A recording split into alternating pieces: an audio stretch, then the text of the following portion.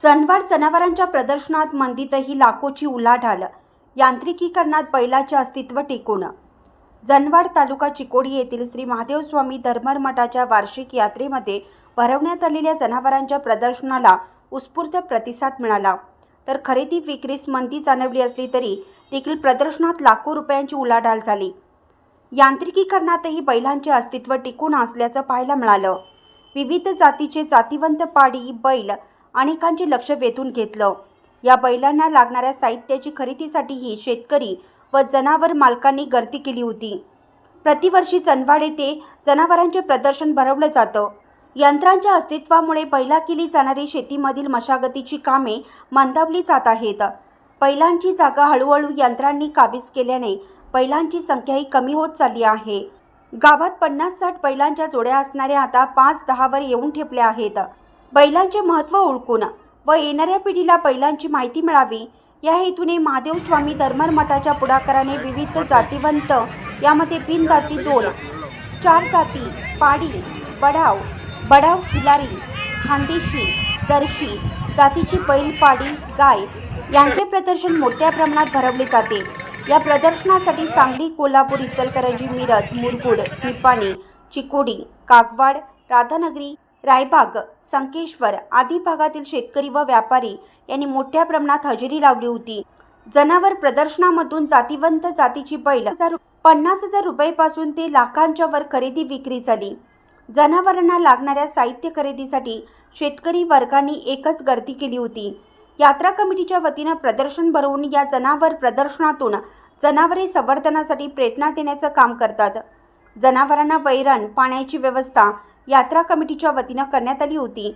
यावेळी शेतकरी, जनावर मालक बोलताना म्हणाले, वैरण टंचाई व शेतीमध्ये बैलांचा वापर कमी झाल्याने बैलांची संख्याही कमी होत आहे।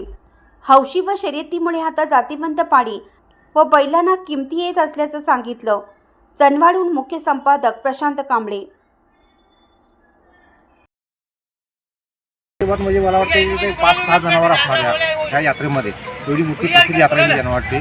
परंतु आता जसं सर्व्हिसचा नाद वाढत गेला, पिढी जी आहे ती यंग पिढी ह्याच्या सक्रिय होत आहे, तसं बघायला गेलं तर आता परत वंदन करून आज जनावरांचा यात्रा, आज जनावरांची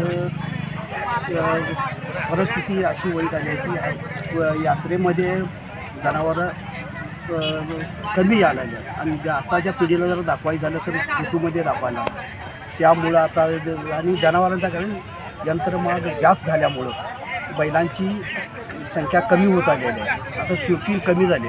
आता जर पिढीला जर बघायचं झालं तर लहान मुलं किंवा आपली यंग पिढी जर या बैलांच्या जरी उतरले तर पूर्वीची स्थिती येईल आणि आज रोजी बैलांची संख्या कमी होत आली। आता मला वाटते 25% फक्त राहिले आमच्या यात्रेमध्ये। बोरगाव आम्ही जनवाड जत्रेला बैल ऐकायसाठी आमच्या दोस्ताचे बैल घेऊन आलेलं आहे। बैलाचे आता काहीच नाही आणि बैल वापरणारे लोक कमी झालेल्यामुळे बैलांनी गिराक नाही, त्यामुळं आम्हाला बैलांनी चाऱ्याचं आणि भरण्याचं खर्च निभत नाही। त्याच्यामुळं आम्ही बैल आज विकावासाठी आणलं तर पण काही गिराक नाही, तर ना तसंच बसलेलं आहे। इतर यंत्र आल्यामुळं आत्ताची पिढी ही यंत्रामुळं बैलांचं नाहीसं होत आहे। तरी पण मोजके असं बैलांचा बाजार भरलेला आहे। ही परंपरा टिकून ठेवल्यामुळं यात्रेला शोभा आली। Okay sir.